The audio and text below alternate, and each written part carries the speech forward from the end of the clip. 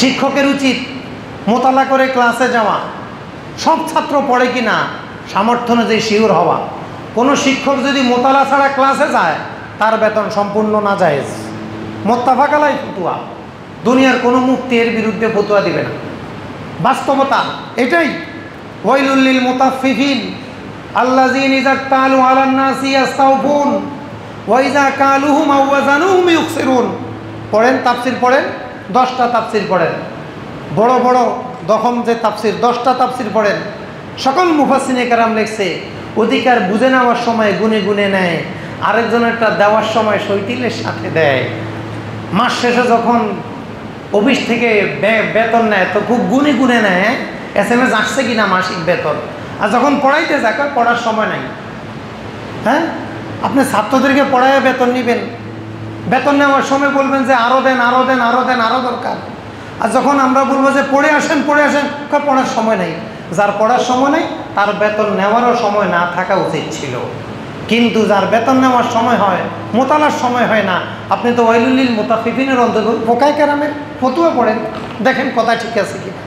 এজন্য সাবধান, যার দায়িত্ব সে পালন করবে, বন্দার হক আদায় করতে হবে। প্রত্যেক ছাত্রের উচিত শিক্ষকের হক আদায় করা।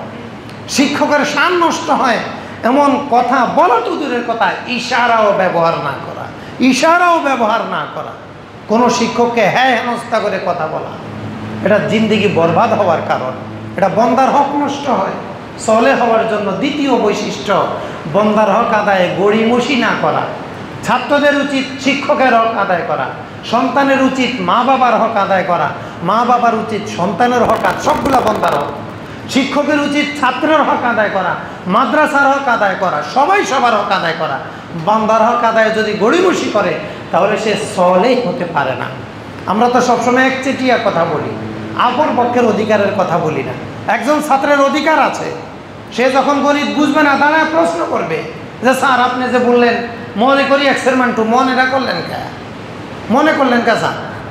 আবার স্যারের ক্লাসে এসে শুরু করে ধরি এক্সের মান টু, স্যার আপনি ধরলেন কেন, একটু আমাকে বুঝাই দেন। আদবের সাথে বলতে হবে, আদবের সাথে প্রশ্ন করতে হবে।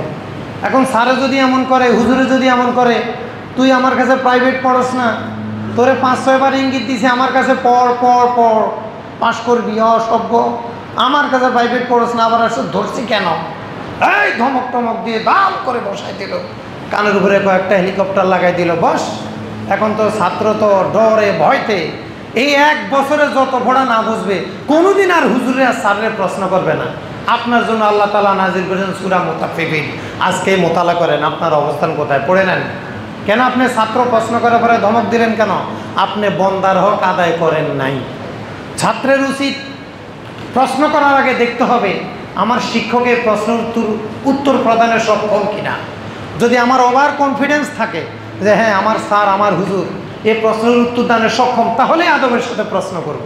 আর যদি আমি মনে করি না আমি যেই ট্যালেন্টফুল প্রশ্ন করব এটা আমার স্যার হুজুরে নাও দিতে পারে, নাও পারতে পারে, আদব হলো ক্লাসে প্রশ্ন না করে স্যারের রুমে যাওয়া, হুজুরের রুমে যাওয়া, হুজুর এই জিনিসটা তো বলছেন আমি তো আসলে বুঝি নাই, তা আসলে কি করতে পারি?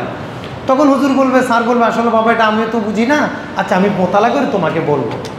এই তো মানুষের সামনে ছাত্রদের সামনে শিক্ষককে অপমান করা, এটা কোনো ছাত্রের জন্য উচিত হবে না, জিন্দেগি বরবাদ হয়ে যাবে।